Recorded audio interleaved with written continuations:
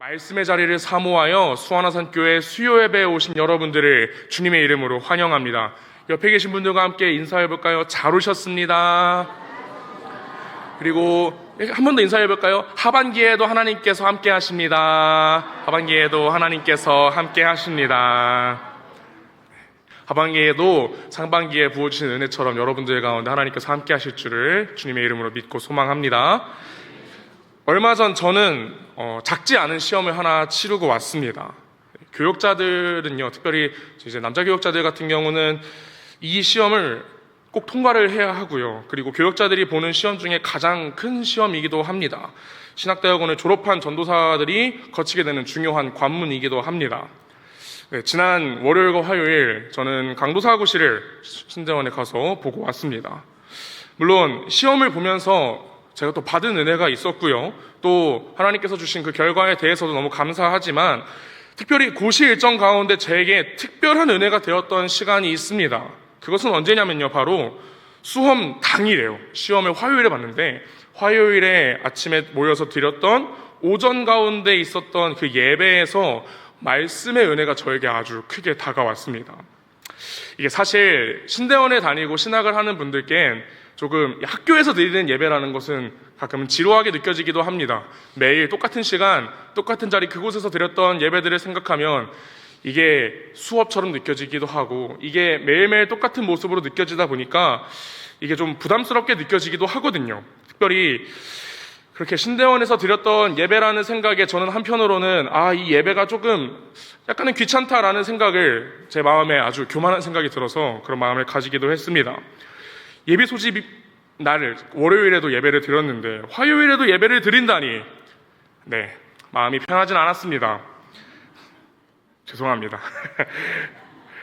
그래서 조금은 뚱한 표정으로 앉아서 아침에 예배를 드리기 시작했습니다. 찬양하고 기도했고요. 그리고 곧 그 자리에서 말씀을 전해주시는 목사님의 설교를 들었습니다.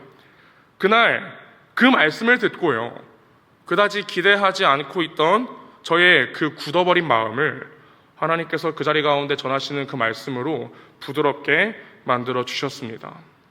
사역을 감당하고요, 말씀을 전하는 사람이 되는 것에 대해서 다시 생각해보는 계기가 되었고, 사역자로서 뿐만이 아니라 하나님을 믿는 사람으로서 내가 어떻게 살아가야 할까 깊게 고민하게 되는 아주 기쁘고 감사한 시간이었습니다. 오늘 저희가 함께 읽었던 본문 사무엘하 2장 1절이 바로 저의 그 자리에서 굳어버렸던 그 마음을 부드럽게 한 말씀이었습니다. 당시 그 말씀을 통해서 받은 은혜를 제가 조금 더 깊이 묵상하여 여러분들과 함께 나누고자 합니다.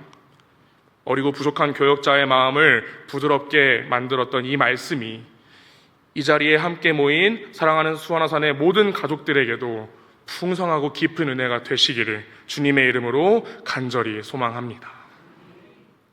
오늘 우리는 함께 다윗의 이야기를 나눕니다. 다윗, 많이 익숙하시죠? 교회에서 아마 예수님 다음으로 모세, 베드로 이런 사람들과 함께 가장 많은 이야기를 듣는 사람입니다. 여러분은 다윗에 대해서 어떻게 생각하고 계신가요? 하나님을 사랑하는 사람, 또한 하나님께서 사랑하시는 사람, 그리고 우리는 그를 하나님의 마음에 합한 사람이라고 익히 알고 있습니다. 성경에 다윗은 하나님의 마음에 합한 자다라고 정확하게 나와 있는 구절은 없지만 사무엘상 13장 14절의 말씀을 통해서 그가 하나님의 마음에 합한 자임을 간접적으로 저희가 발견할 수 있습니다.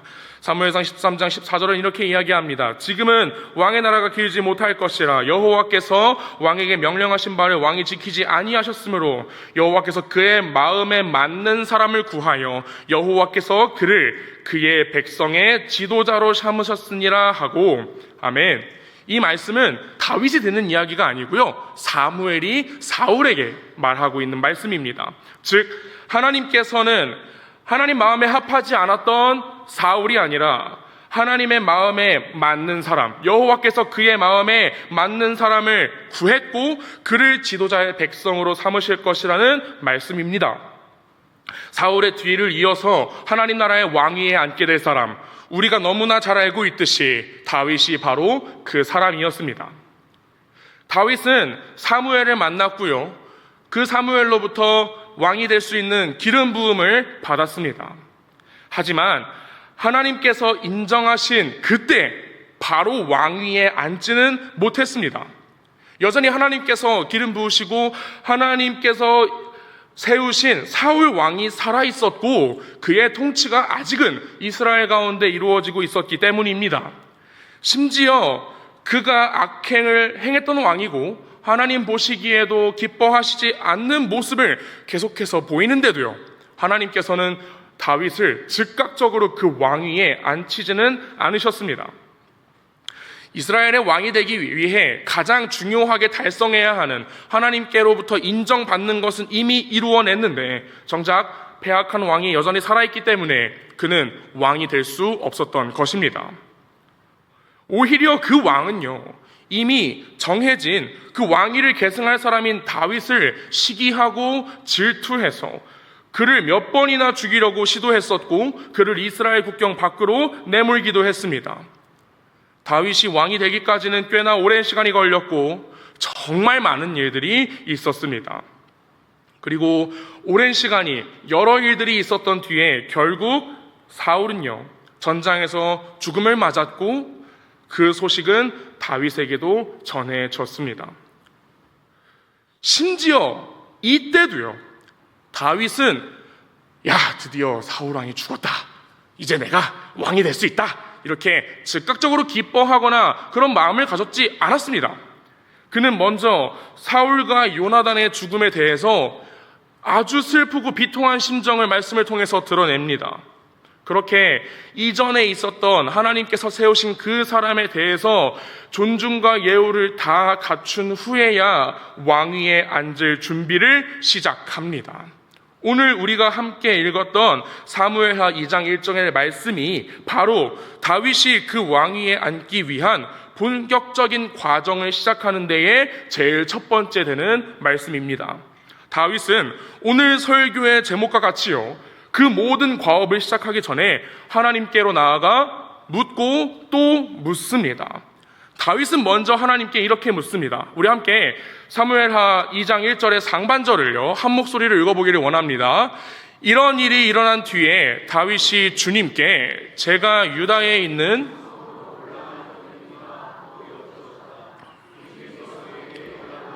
하셨다. 아멘. 유다에 있는 성읍으로 올라가도 되겠습니까? 이 질문에는 여러 가지 뜻이 담겨 있습니다. 1차적으로는 이런 의미가 있습니다. 이전의 왕이었던 사울은 어느 지파의 사람이었습니까? 바로 베냐민 지파의 사람이었습니다. 그래서 그가 주둔해 있으면서 이스라엘을 다스렸던 그 성 역시 베냐민 지파의 땅이었던 기브아라는 땅에 있었습니다. 다윗이 자신의 지파 유다의 성읍으로 올라가도 되겠냐라는 질문은요, 이전에 베냐민 지파에게 있었던 이스라엘을 다스리는 그 왕직을 이제는 유다 가문인 우리 지파가, 그리고 그 안에 속한 제가 감당해도 되겠습니까? 라는 왕위를 넘겨받는 질문이기도 했습니다. 하지만 다윗의 첫 번째 질문에는요, 이것보다 더욱더 중요한 마음이 담겨 있었습니다. 어떻게 보면요, 이 질문은 불필요해 보이는 질문이기도 합니다.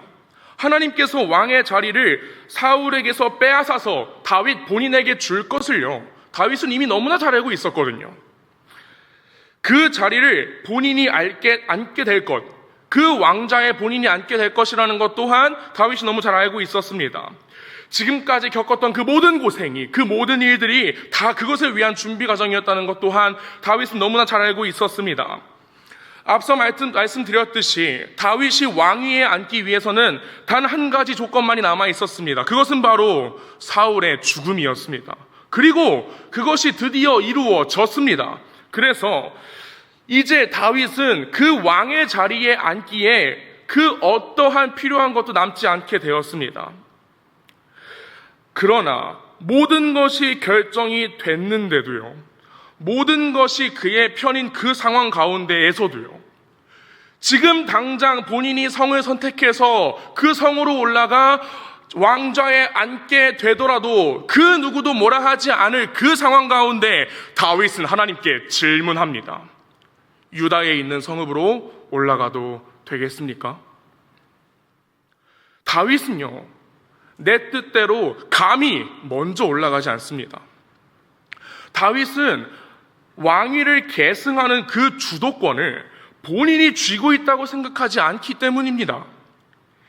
이미 약속을 주셨지만, 이미 하나님께서 다윗 너가 왕이 될 것이다 라고 분명히 약속해 주셨지만, 다윗은요, 그 약속을 주신 순간부터 그 약속이 이루어지는 그 마지막 순간까지 하나님께 주도권이 있음을 인정한 것입니다.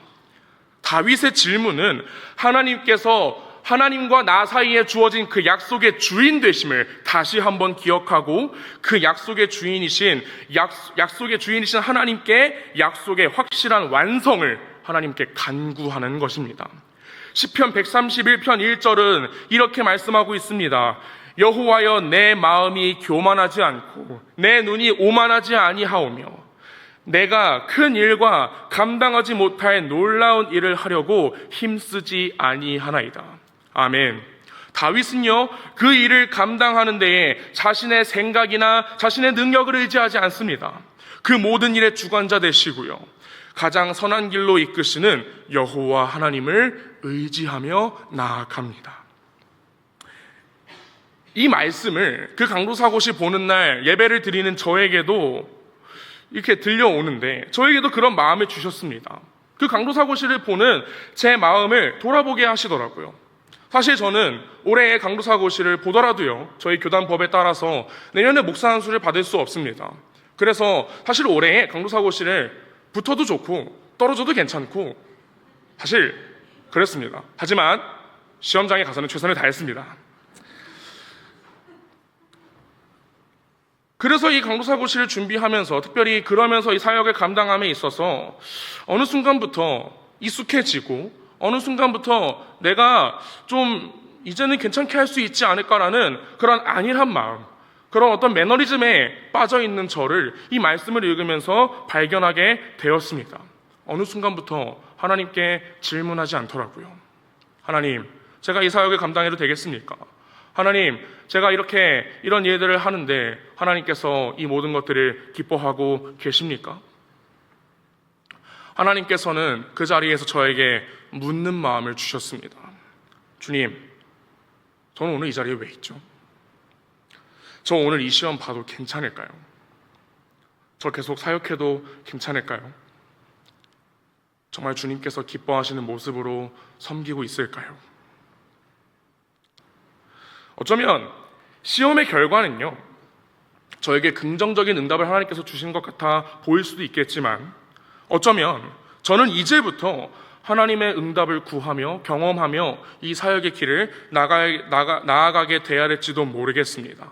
그래서 이 질문의 끝으로 이 시험의 결과를 받아들이는 것이 아니라, 이제 이 질문을 다시 시작하면서 이 믿음의 길, 하나님께로 나아가는 이 길을 다시 마음을 먹고 걸어가고자 합니다.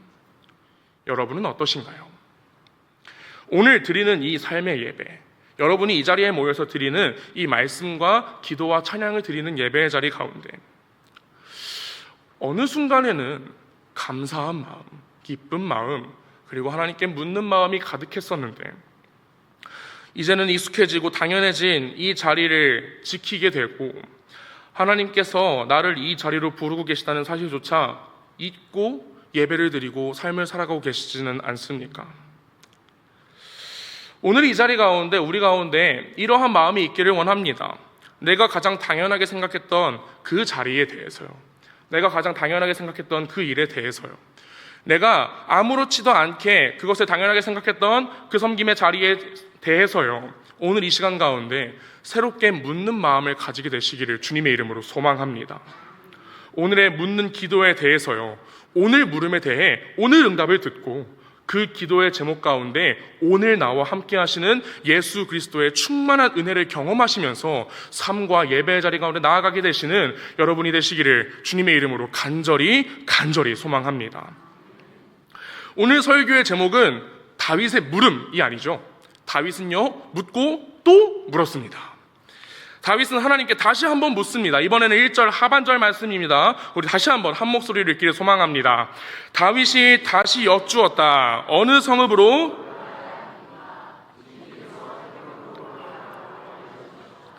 아멘. 유다의 성읍이 하나였을까요? 아니었어요. 유다의 성읍은 100개가 넘었습니다. 하나님께 유다의 한 성읍으로 올라가도 되겠습니까? 라는 그 다윗의 질문에 대한 대답으로 하나님께서는 그래 올라가라 라고 하셨습니다. 하지만 그 100여 개가 넘는 성읍 중에 어느 성읍으로 올라가게 될 것인가에 대한 것은 또 다른 문제였습니다. 왜냐하면 기존에는 하나님께서 왕이 될 것이라고 말씀해 주셨는데 하나님께서 왕이 될 때 어느 성으로 올라가라고는 다윗에게 직접적으로 말씀해 주신 적이 없어요. 만약에 다윗이 본인이 올라갈 성읍을 골라서 올라갔다면 어느 성읍으로 갔겠습니까? 아무래도요, 그가 나고 자랐던 그 성읍 베들레헴이 아마 가장 유력한 후보지였을 것입니다. 같은 지파의 후원을 받을 수 있는, 특별히 그 함께 살아가던 가족들과 나를 알고 나의 어떠함을 잘 알고 있는 이웃들의 도움을 받을 수 있었던 베들레헴에서 이스라엘을 다스리는 것이 그가 왕권을 잡은 직후 이스라엘의 통치에 아주 유리했을 것입니다. 인간의 생각으로는 그러했습니다. 그래서 유다의 한 성읍으로 올라가라는 하나님의 그 응답에 자신의 생각을 앞세운 인간이었더라면 아마 그 사람은 베들레헴으로 올라갔을 것입니다. 그러나 다윗은요, 자신의 상황에 가장 걸맞는, 자신의 생각에 가장 최적의 장소를 정해서 그곳으로 가지 않았습니다. 다윗은 본인이 나아갈 그 장소까지도 하나님의 뜻이 있는 곳으로 가고자 했습니다. 왜냐하면요, 다윗은 잘 알고 있었기 때문입니다. 자신이 가진 사람의 생각으로 걸어가는 것이 얼마나 험한 길인지, 그리고 하나님의 길을 따라가는 것이 얼마나 자신에게 유익하며 도움인지를 잘 알고 있었기 때문이죠. 이러한 다윗의 마음은 그가 노래했던 아름다운 시 가운데에도 잘 나타나 있습니다. 우리가 아주 사랑하는 시편 23편에서 말이죠. 내 평생의 선하심과 인자하심이 반드시 나를 따르리니 내가 여호와의 집에 영원히 살리로다. 아멘. 다윗은요, 본인의 욕심과 생각으로 살아가려고 하지 않았습니다. 하나님의 선하심과 인자하심 가운데 나의 집이 아니라, 나의 소망이 아니라 하나님의 집 안에서 영원히 살고자 했습니다. 다윗은 그것을 위해서 하나님께서 기뻐하시는 곳에 자기가 서 있기를 원했고요, 그것을 하나님께 물어서 하나님께서 기뻐하시는 뜻을 더욱더 명확하게 알고 따르고자 했습니다.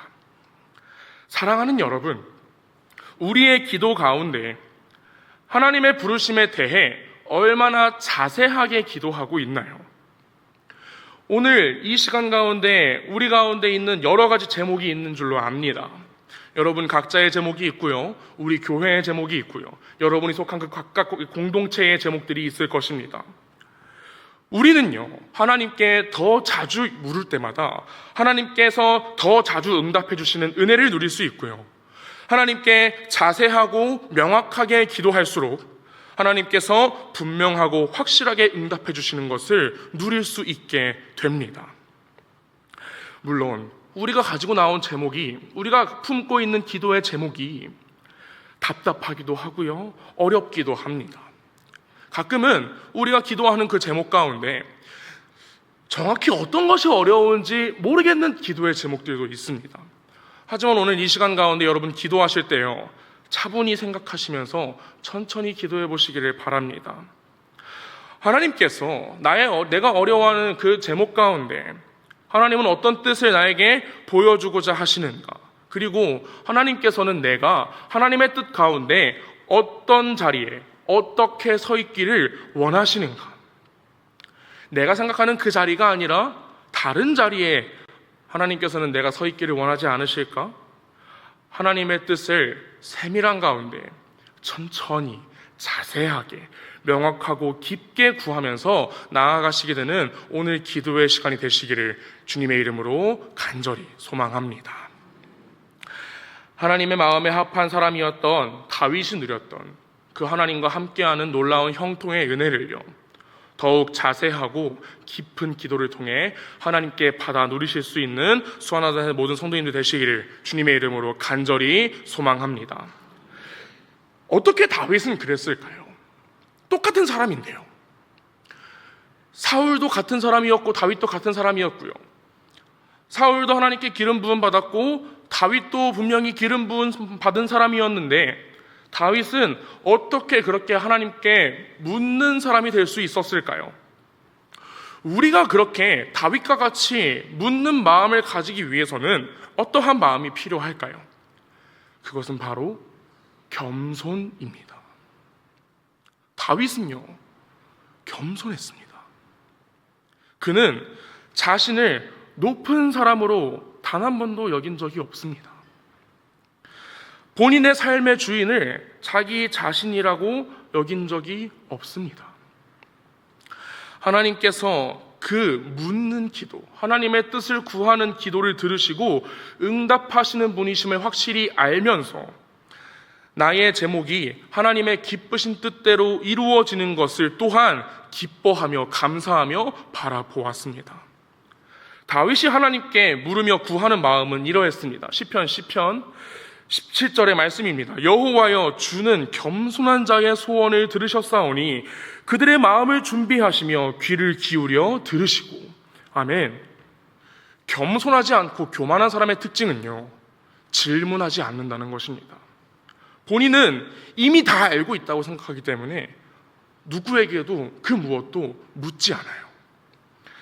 하지만 그런 아니라고 본인을 우월하게 생각하는 그 교만한 태도는 본인을 그리고 함께하는 이들을 아주 큰 곤경에 빠뜨리고는 합니다.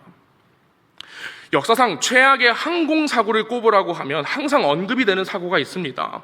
지상 활주로에서 두 항공기가 충돌해 양 항공기를 합쳐 583명이 사망한 아주 큰 비극입니다. 물론 이 참사에는 한 가지 이유만 있었던 건 아니고요. 날씨라든지 앞에 있었던 여러 가지 일들이 복합적인 이유로 작용했지만 이를 결정적으로 발생하게 했던 것은 바로 한쪽의 비행기를 책임지고 있었던 기장의 권위적이고 교만한 태도였습니다.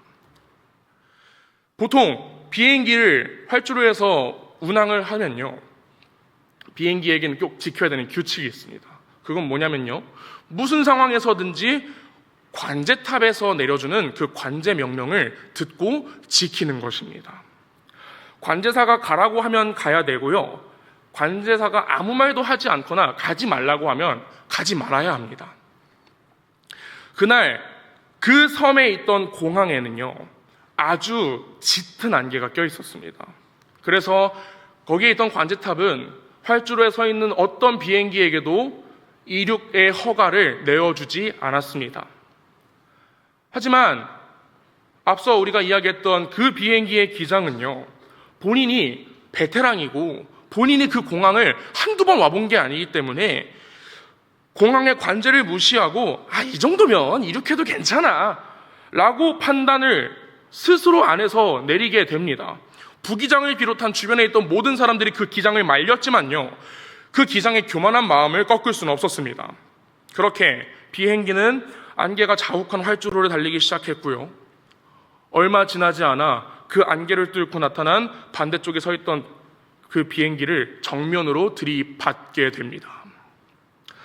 1977년 3월 27일 흔히 테네리페 참사라고 불리는 역사상 최악의 항공사고는 단 한 명의 안일하고 겸손하지 못한 교만한 태도로 인해 발생한 것을 우리는요, 알 수 있습니다. 어리고 부족한 이 교역자가 감히 말씀드리기로는 우리의 인생 또한 마치 비행기를 조종하는 것과 같다고 말씀드리고 싶습니다. 비행기 조종석에서 보면요, 딱 요만큼만 보입니다. 그래서 내 눈앞에 있는 것만 이렇게 보이고 내 비행기 안에 어떤 상태인지, 날개가 어떤 상태인지, 엔진이 어떤 상태인지, 그 비행기를 조종하는 입장에서는 아무것도 보이지 않습니다. 마치 이런 것처럼 스스로 판단하기에는요, 우리는 스스로 어떤 것에 대해서 결정을 내리기에는 우리가 우리 스스로의 인생에 대해서 그렇게 아는 것이 많지 않습니다. 하지만 이 비행기를 보고 있는 관제탑에서 보고 있는 그 관제사는 어떤가요? 지금 이 비행기의 그 비행기 동체에 어떤 문제가 있는지 다 볼 수 있습니다. 주변에 위험한 무언가가 있는지, 새떼가 날아다니고 있는지 않는지, 활주로에 다른 비행기나 사람이나 자동차가 있지는 않는지 다 볼 수 있습니다. 주변의 날씨는 어떤가, 안개가 저기가 자욱하고 저기에 천둥 번개가 쳐서 비행기가 떠도 되는지 안 되는지를 관제사는 다 알고 있습니다. 이 비행기가 바르게 이륙해서 그 도착지까지 안전하게 도착할 수 있는 모든 정보를 다 가지고 있어요. 비행기는 항공 관제에 잘 따라야 합니다. 그래야 올바른 목적지에 안전하게 도착할 수 있습니다. 시편 139편 1절과 2절의 말씀도 하나님께서 우리를 이렇게 이끄신다라고 이야기하고 있습니다. 주님께서 나를 샅샅이 살펴보셨으니 나를 환히 알고 계십니다. 내가 앉아있거나 서있거나 주님께서는 다 아십니다. 멀리서도 내 생각을 다 알고 계십니다. 아멘. 그래서요, 우리는 나의 삶을 나보다 잘 아시고 나의 주변에, 나의 앞날에 무엇이 어떻게 있고 나를 어떻게 어렵게 하고 나를 어떻게 해야, 내가 어떻게 해야 그것들을 잘 이겨내고 내가 주님께로 잘 나아갈 수 있을지 다 알고 계시는 하나님께 내 삶의 주도권을 맡겨드려야 합니다. 가도 되는지 묻고 그 대답에 따라 행해야 합니다. 그것이 안전합니다. 그것이 올바릅니다. 내 생각에는 부합하지 않을지라도 그것이 나에게는 가장 좋은 것입니다. 사랑하는 여러분, 마치 그 비행기를 바라보고 있는 관제사의 마음처럼 하나님께서 우리의 삶을 걸어가고 있는 우리를 바라보고 계십니다. 이렇게밖에 못 보는 나의 시야를 믿으시겠습니까? 내 모든 걸 아시고 내 삶을 주변에 있는 모든 것들을 다 이미 모든 것들의 미래까지 다 꿰뚫고 알고 계시는 하나님의 따르심을 믿고 따르시겠습니까? 내 삶을 내가 제일 잘 알고 있다는 그런 교만한 태도가 아니라 나보다 나를 더 잘 알고 계시는 하나님께 겸손한 마음으로 묻고 또 물으며 내가 가도 되는 게 맞는지, 내가 어디로 가야 하는지 겸손한 마음으로 계속해서 물으며 하나님께서 우리를 이끌어 가시는 그곳에 안전하게 도착하시게 되는 수원하산의 모든 권속이 되시기를 주님의 이름으로 간절히 소망합니다. 시편의 노래를 하나 더 기억하며 말씀을 맺고자 합니다. 시편 121편 1절 2절입니다. 아까 찬양하면서 함께 나누었던 말씀이네요. 제가 읽겠습니다. 내가 산을 향하여 눈을 들리라. 나의 도움이 어디서 올까? 나의 도움은 천지를 지으신 여호와에게서로다. 아멘. 사랑하는 수완화산의 모든 성도 여러분, 이 시편을 노래한 자의 마음이 우리에게도 있기를 소망합니다. 나의 도움은 나의 지식과 나의 능력과 나의 생각과 나의 마음으로부터 오는 것이 아니라 오직 여호와께로부터 옴을 기억하시기를 원합니다. 다윗과 같은 겸손한 마음으로 나의 삶 가운데 내가 어디로 가야 하는지를 끊임없이 묻게 되기를 소망합니다. 내 생각과 내 뜻만으로 혼자 걸어가는 것이 아니라 하나님, 제가 어디로 가야겠습니까? 하나님, 제가 정말 이 길을 걸어도 되겠습니까? 묻고 또 물으며 하나님과 함께 인생의 길 끝까지 주님 손잡고 걸어가시는 우리 모두가 되기를 주님의 이름으로 간절히 소망합니다.